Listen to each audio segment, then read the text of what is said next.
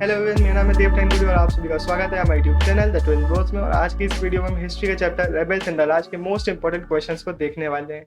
अगर आपने अभी तक इस चैप्टर की एक्सप्लेनेशन वीडियो नहीं देखी है तो पहले आप वो देख लीजिएगा। इस चैप्टर की बहुत अच्छी एक्सप्लेनेशन वीडियो आ चुकी है, पूरी डिटेल में आपकी एनसीईआरटी कवर हो जाएगी। अभी अपन सीधे बढ़ते हैं हमारे इंपॉर्टेंट क्वेश्चन पर। सबसे पहले हम देखेंगे शॉर्ट आंसर टाइप क्वेश्चन, फिर हम देखेंगे लॉन्ग आंसर टाइप क्वेश्चन, और फिर कुछ क्वेश्चन मैं आपको दूंगा सेल्फ असेसमेंट के लिए। तो सीधे स्टार्ट करते हैं हमारे question number 1। Highlight the measures taken to ensure unity among the rebels of 1857। इस चैप्टर में हमने पूरा देखा था कि बहुत ज़्यादा वॉर के टाइम पे हिंदू मुस्लिम यूनिटी हमें देखने को मिली थी। बेसिकली अब जो ब्रिटिशर्स की प्रैक्टिसेस थी, वो लोग क्रिश्चियनिटी में कन्वर्ट करवाना चाहते थे या फिर बहुत ज़्यादा परेशान करते थे इंडियंस को, तो सब लोग यूनाइट होकर ब्रिटिशर्स के अगेंस्ट हो गए थे। तो वही पॉइंट्स हम पूरे देख लेते हैं। जितने भी प्रोक्लेमेशन होते थे रेबल्स की तरफ से 1857 में, उसमें यूनिटी की बात की जाती थी। सभी सेक्शंस को अपील किया जाता था, चाहे वो किसी भी कास्ट का हो, किसी भी क्रीड का हो, सभी को यूनाइट होने की बात की जाती थी।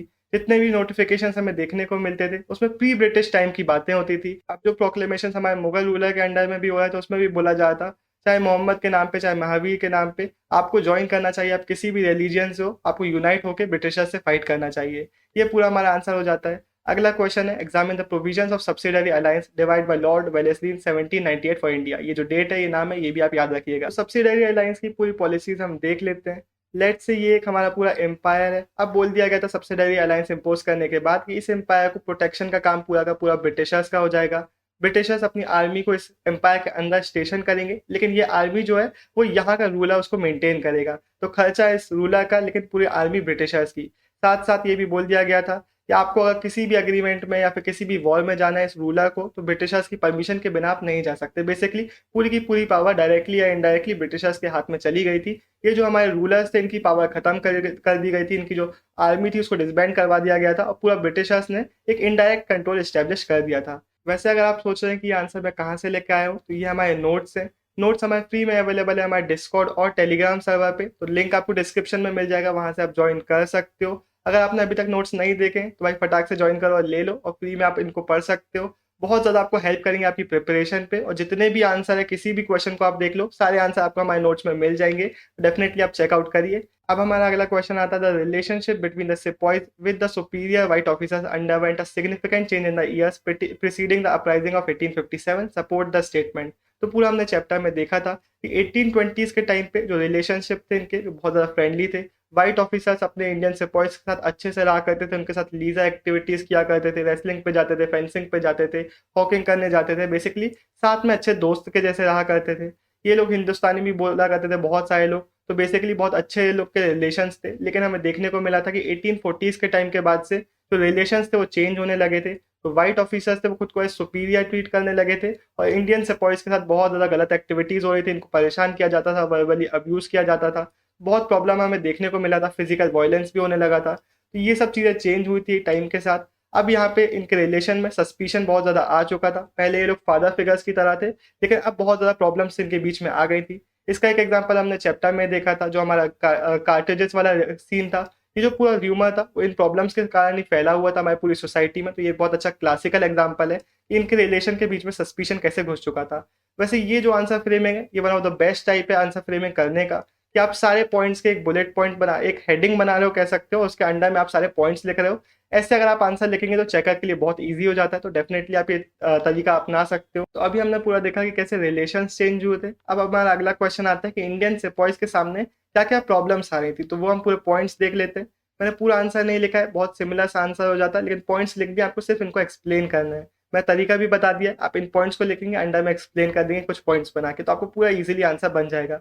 सबसे पहले लेवल पेमेंट बहुत कम थी, साथ साथ जो लीव्स थी वो बहुत डिफिकल्ट से मिलती थी। किसी फेस्टिवल पे, किसी प्रॉब्लम पे लीव्स नहीं मिलती थी हमारे सिपॉइज को। इसके बाद बहुत गलत ट्रीटमेंट इनके साथ होता था, रेशियल डिस्क्रिमिनेशन, अब्यूज हमें देखने को मिलता था, वायलेंस बहुत ज़्यादा कॉमन हो गया था। बहुत सारी चीज़ें हमें प्रॉब्लम्स देखने को मिल रही थी, कि ये बोला जा रहा था कि फ्लावर में बोन डस्ट मिलाई गई है काउस और पिग्स की, साथ साथ हमारे कार्ट्रिजेस में एनिमल फैट मिलाया गया। ये सब प्रॉब्लम्स हमारे सामने निकल के आ रही थी। ये पूरी प्रॉब्लम आप एक्सप्लेन कर देंगे इस आंसर में। अगला हमारा क्वेश्चन आता है, explain how rumours and prophecies played an important role in moving people to action during the revolt of 1857। तो यहाँ पे हमने ये पूरा चैप्टर में देखा था कि कितने सारे र्यूमर्स प्रोफेसीज हमारे सामने निकल के आए थे। सबसे पहला ये बोला जाता है जो आपकी इनफील्ड राइफल जो आपने इंट्रोड्यूस करी है उसको कार्ट्रिजेस को आपने ग्रीस किया है फैट से, काउस और पिग के। तो हिंदूज और मुस्लिम दोनों के जो बिलीव्स थे उनको आप ruin करना चाहते हो। सेकेंड पॉइंट आ जाता है, बोला जाता है फ्लावर में आपने बोन डस्ट मिलाया काउस और पिग्स का। तो फिर से यहाँ पे हमारे जो हिंदूज और मुस्लिम्स हैं दोनों ब्रिटिशर्स के अगेंस्ट हो गए थे कि आप हमें क्रिश्चियनिटी में कन्वर्ट कराना चाहते हो। और उसके बाद ये बोला जा रहा था कि बैटल ऑफ प्लासी के जस्ट 100 साल बाद 23 जून 1857 में जो आपका ब्रिटिश राज है वो कोलैप्स हो जाएगा। तो ये पूरे हमें रिवर्स पॉलिसी प्रोफेसीज देखने को मिल जाते हैं। अब हम देखते हैं हमारा अगला question, how did British dispossess Talukdar of Awadh during the 1857 explain. Awadh में एनेक्सेशन करने के बाद उन्होंने नवाब को तो हटाया ही, नवाब के डिस्पोजेशन के बाद बहुत ज़्यादा दुखी थी जनता, लेकिन साथ साथ तालुकदार को भी पूरा डिस्पोजेशन उन्होंने कर दिया था। तो स्टेप बाय स्टेप प्रोसेस था ब्रिटिशर्स का, पूरा हम देख लेते हैं।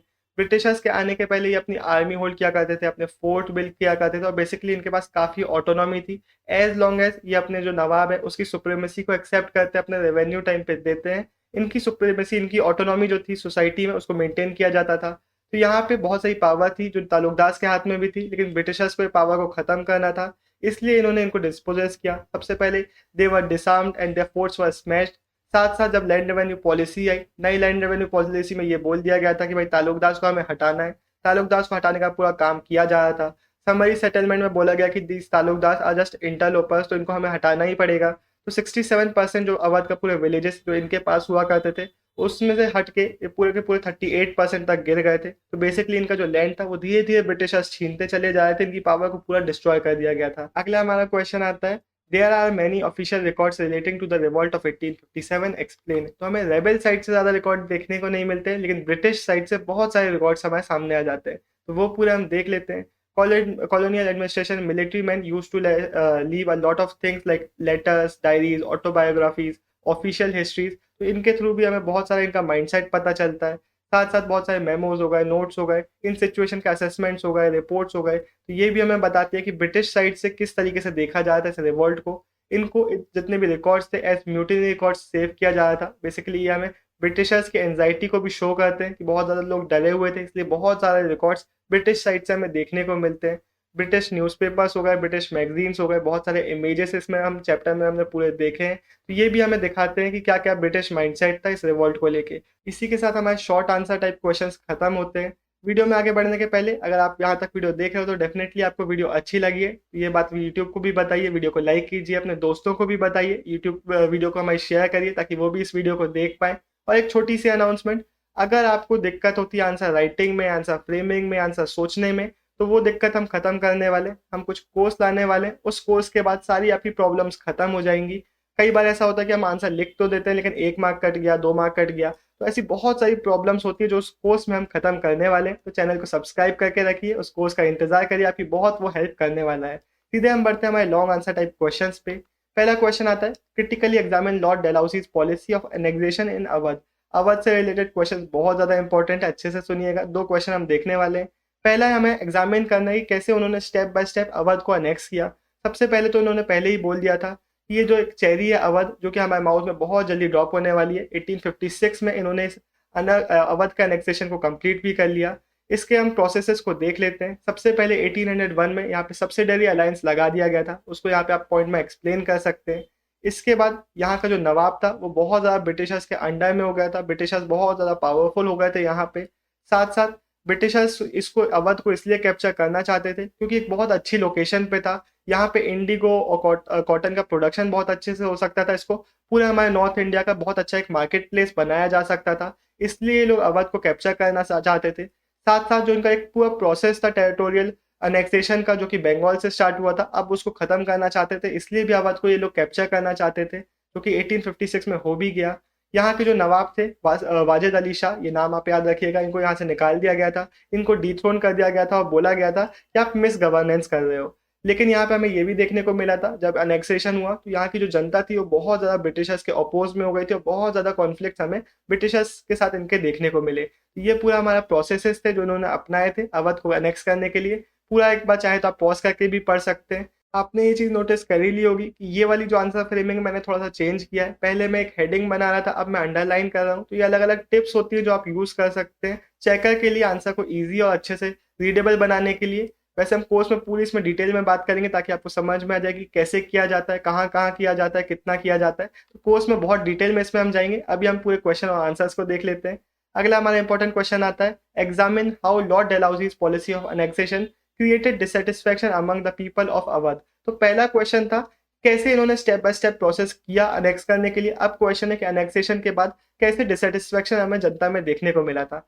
यहाँ पे भी हम एक पॉइंट बनाएंगे कि कैसे अनेक्सेशन हमारा हुआ, क्योंकि ऑब्वियसली ये हमारा लॉन्ग आंसर टाइप क्वेश्चन है। यही क्वेश्चन शॉर्ट में पूछा जाता है, सिर्फ आप नीचे के पॉइंट्स लिख देंगे। लेकिन लॉन्ग आंसर में पहले आपको एनेक्सेशन को स्टेप एक्सप्लेन करना है। इसके बाद हमें बताना है कि भाई जो नवाब थे, ब्रिटिशर्स को लग रहा था कि ये पॉपुलर ज्यादा नहीं है, इनको हम निकाल देंगे, दिक्कत नहीं होगी। लेकिन यहाँ के जो वाजिद अली शाह नवाब थे बहुत ज्यादा पॉपुलर थे, तो बहुत सारी जो जनता थी वो बहुत ज्यादा दुखी थी, इनके पीछे पीछे चलते जा रहे थे जब ये इनको एग्जाइल में भेजा गया था कैलकाटा की तरफ। तो ये पूरा हमें यहाँ पे देखने को मिला था। इसके बाद इमोशनल लॉस तो हुआ, लेकिन साथ साथ मटीरियल लॉस भी हो गया। अब हुआ ये कि जहाँ एक तरफ इनका नवाब था वो उनकी जगह से हटा दिया गया, उसको डिथ्रोन कर दिया गया, लेकिन साथ साथ उनकी जो जॉब्स थी लोगों की, क्योंकि कोर्ट डिसबैंड हुआ, जॉब्स भी चली गई। तो बहुत सारे म्यूजिशियंस हो गए, डांसर्स हो गए, पोएट्स हो गए, आर्टिजन्स हो गए, कुक्स हो गए, बहुत सारे ऐसे लोग थे जो नवाब के अंडर में एम्प्लॉयड थे, अब उनकी जॉब्स भी चली गई। तो पूरा हमें डिससेटिस्फेक्शन इन रीजन के सामने देखने को मिला। पहले इमोशनल रीजन हमारे सामने आ जाते हैं, उसके बाद कुछ मटीरियल लॉस वाले रीजन हमारे सामने निकल के आ जाते हैं। तो ये पूरा हमारा आंसर हो गया। हमारा अगला क्वेश्चन है, examine why were the religious division between Hindus and Muslims hardly noticeable during the uprising of 1857। एक रिलेटेड आंसर हमने पहले भी देखा था, यहाँ पे मैंने आपको पॉइंट्स दे दिए हुए हैं। अगर आपने हमारा एक्सप्लेनेशन देखा है, अगर आपने नोट्स हमारे पढ़े, तो इजीली आप इनको एक्सप्लेन कर सकेंगे। तो इसलिए मैंने पूरे पॉइंट्स आपको दे दिए। सबसे पहले तो जो हमारी हिंदू मुस्लिम यूनिटी थी बहुत ज़्यादा अच्छी थी, एक रिमार्केबल यूनिटी हमें देखने को मिली थी पूरे अपराइजिंग के टाइम पे। जितने भी प्रोक्लेमेशन हमें देखने को मिलते थे, they appeal to all the sections of the society. जो हमें जितने भी मुस्लिम्स या फिर प्रिंसेस के अंडर में प्रोक्लेमेशन देखने को मिलते थे, वो सिर्फ मुगल्स के लिए नहीं होते थे बल्कि हिंदूज के लिए भी होते थे। तो सभी सेक्शंस का अच्छे से यहाँ पे ध्यान रखा जा रहा था। ये बोला जा रहा था कि जो हम हिंदूज और मुस्लिम्स हैं, we have equal to lose और gain from this war against the Britishers. इस तरीके से बोला जा रहा था। ये बोला गया था कि जो हमारे हिंदूज और मुस्लिम्स हैं, हम दोनों के ही सेंटीमेंट्स को हर्ट किया है ब्रिटिशर्स ने, तो अब हमें यूनाइट होना चाहिए ब्रिटिशर्स के अगेंस्ट। तो basically these two communities united to fight the actual enemies the Britishers. ये भी हमें देखने को मिला था कि ब्रिटिशर्स पूरे अटेम्प्ट कर रहे थे इन हिंदूज और मुस्लिम्स को डिवाइड करने की। 50,000 रुपीज इन्होंने स्पेंड किए थे, लेकिन फिर भी हमें बहुत रिमार्केबल यूनिटी देखने को मिली थी पूरे अपराइजिंग के टाइम पे। तो इन पॉइंट्स को आप इजीली एक्सप्लेन करेंगे, आपसे आंसर ये बन जाएगा। हमारा अगला क्वेश्चन है, what do visual representations tell us about the revolt of 1857? How do historians analyse these representations? तो हमारे इस चैप्टर में जितनी भी इमेजेस है, उनका जो डिस्क्रिप्शन है वो बहुत ज्यादा इंपॉर्टेंट है। आपको ऐसा क्वेश्चन आ सकता है या फिर आपको किसी एक पर्टिकुलर इमेज के बारे में क्वेश्चन आ सकता है। तो बहुत सारे टाइप के क्वेश्चंस आ सकते हैं। जितने भी टाइप के क्वेश्चन है, अगर आपको सारे अच्छे से करना है तो आपको सारी इमेजेस के बारे में पढ़ना होगा। तो पूरा हम इस आंसर को देख लेते हैं। यहाँ पे मैंने एक्सप्लेनेशन नहीं दिया इस इमेजेस का, मैंने सिर्फ इमेजेस के नाम आपको बता दिया कि इन सभी के आपको नाम के एक्सप्लेनेशन को पढ़ना है। इसके अलावा भी कुछ इमेजेस हैं वो भी आपको देखना है। तो मैं पूरा आपको तरीका बता दूंगा कि कैसे आपको करना है। सबसे पहले तो ये हमारा एक इंट्रोडक्शन टाइप का पैराग्राफ है कि हमारे सामने बहुत सारी इंडियन और ब्रिटिश पर्सपेक्टिव से इमेजेस देखने को मिल जाती थी। इस म्यूटिनी से रिलेटेड बहुत सारी ब्रिटिश साइड से ऐसी इमेजेस थी तो अलग अलग इमोशंस को, अलग अलग रिएक्शंस को प्रोवोक करती थी। तो उन कुछ रिएक्शंस को हम देख लेते हैं। एक इमेज हमें देखने को मिलती है जो ब्रिटिश हीरोइज्म को दिखाती है, ब्रिटिश हीरोज को बहुत अच्छे तरीके से एक पावरफुल फिगर में पोर्ट्रे करती है। तो वो है हमारी relief of Lucknow, painted by Thomas Jones Barker. तो ये जो इमेज है इसका बहुत बड़ा एक डिस्क्रिप्शन था, वो आपको पता होना चाहिए। इसको सिर्फ इसका एक क्वेश्चन निकल के आ सकता है। इसके बाद हमें कुछ इमेजेस देखने को मिलती थी जो रिवेंज और रेट्रीब्यूशन की जो डिमांड्स थी उनको पोर्ट्रे करती थी। तो इसका एक एग्जांपल है इन मेमोरियम, जो हमारे सामने पेंटिंग थी जोसेफ नोएल पेटॉन की। तो ये एक इमेज का भी हमें डिस्क्रिप्शन देखने को मिला था पूरा का पूरा। फिर कुछ इमेजेस हमारे सामने निकल के आती थी तो ब्रिटिश साइड से पावर को और जस्टिस को पोर्ट्रे करती थी।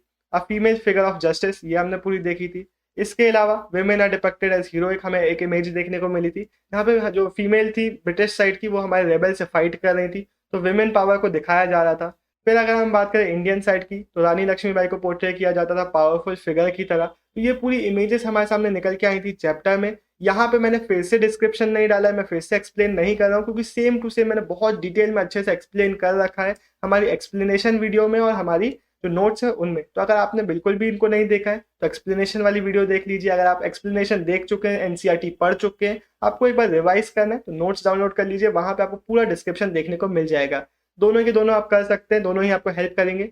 जो हमारी जो एक्सप्लेनेशन वीडियो सीधे टाइम स्टैम्प से आप सिर्फ और सिर्फ इस डिस्क्रिप्शन को भी देख सकते हैं, या फिर किसी पर्टिकुलर टॉपिक को आपको पढ़ना है तो वो भी आप जाके पढ़ सकते हैं। इसी के साथ हमारे सारे लॉन्ग आंसर्स भी खत्म होते हैं। अब हम बढ़ते हैं सेल्फ असेसमेंट क्वेश्चंस पे। सेल्फ असेसमेंट क्वेश्चंस में 2 क्वेश्चन ऐसे हैं जो मैं थोड़ा सा एक्सप्लेन करने वाला हूँ, क्योंकि उनके बारे में अभी तक हमने डिस्कशन नहीं किया है। बाकी सारे को हम पहले ही कुछ क्वेश्चंस में कवर कर चुके हैं, तो सारे आपसे बन रहे होंगे। पहला क्वेश्चन वो उनमें से एक है जो अभी तक हमने एक्सप्लेन नहीं किया है, तो इसको हम हल्का सा डिस्कस कर लेते हैं। How did British repress the revolt of 1857 explain. तो बहुत सारी चीजें हमारे चैप्टर में थी। सबसे पहले जब हमारे इंडियंस के पास पावर आई थी, जब ब्रिटिशर्स की जो एम्पायर था वो पूरा कोलैप्स हुआ था, तो हमने कोशिश करी थी मुगल एम्पायर का जो एडमिनिस्ट्रेटिव सिस्टम था उसको वापस से लाने की। लेकिन हमारा जो स्ट्रक्चर था उतना ज़्यादा स्ट्रांग नहीं था कि ब्रिटिशर्स के अटैक को झेल पाए। तो हुआ ये था, ब्रिटिशर्स ने पहले मार्शल लॉ को इम्पोज किया था। ब्रिटिशर्स ने लॉज पास किए थे, ये बोल दिया था कि कोई भी अगर ब्रिटॉन है तो वो इंडियंस को डायरेक्टली ट्रायल कर सकता है और डायरेक्टली उनको किल भी कर सकता है। ये पावर पूरी ब्रिटिशर्स को दे दी गई थी, सिर्फ आर्मीज को नहीं, नॉर्मल ऑर्डिनरी ब्रिटिश सिटीजन को भी ये पावर दे दी गई थी। इसके बाद इन्होंने 2 प्रोंग्ड अटैक किया था और हर जगह को धीरे धीरे करके कैप्चर कर लिया था। ये पूरा हमारा आंसर बन जाएगा। इसके बाद हमारा जो लास्ट क्वेश्चन है, with the help of specific examples examine the nature of Indian leadership that emerged against British in the revolt of 1857। इस आंसर में भी आपको यही चीज एक्सप्लेन करनी है कि हमारा नेचर क्या था हमारे इंडियन लीडरशिप का। बेसिकली हमें देखने को मिल रहा था कोई भी जो लीडर हो, चाहे बहादुर शाह का अगर हम एग्जाम्पल लें, तो ज्वाइन नहीं करना चाहते थे इनिशियली, लेकिन उनको फोर्स किया गया था। तो बहुत सारे नाम हमारे सामने निकल के आ जाते हैं, नाना साहेब हो गए, लक्ष्मीबाई हो गए, और भी कुछ नाम थे जो हमने चैप्टर में देखे थे जो कि लीडर बने थे हमारे रिवॉल्ट के। तो इसको पूरा आपको एक्सप्लेन करना पड़ेगा। इन 2 क्वेश्चंस को मैंने सेल्फ असेसमेंट में 2 रीजन के कारण डाला है। पहला कि बहुत ज़्यादा डिफिकल्ट इनका आंसर नहीं है, हमने पूरे इनको चैप्टर के एक्सप्लेनेशन में नोट्स में डिस्कस अच्छे से किया। अगर आपने एक भी चीज़ पढ़ी है तो आपसे बन रहे होंगे। दूसरा, इनके आने की चांसेस बहुत ज़्यादा नहीं है। ये पास्ट में भी ज़्यादा बार ये क्वेश्चंस नहीं आए और इस बार भी मुझे नहीं लगता कि इनके आने की चांसेस बहुत हाई है, लेकिन आपसे बनना चाहिए। तो अगर आपको इनमें से किसी भी क्वेश्चन में डाउट होता है तो आप हमसे कमेंट में पूछ सकते हैं, हमारे नोट्स पर डाउनलोड कर सकते हैं, उनमें देख सकते हैं। बहुत ईजी एक क्वेश्चन है, सारे के सारे आपसे बन रहे होंगे अगर आपने एनसीईआरटी को अच्छे से किया है तो। इसी के साथ हमारी ये वीडियो खत्म होती है। आप सभी को अपने एग्जाम्स के लिए ऑल द बेस्ट। हम मिलेंगे किसी और वीडियो के साथ।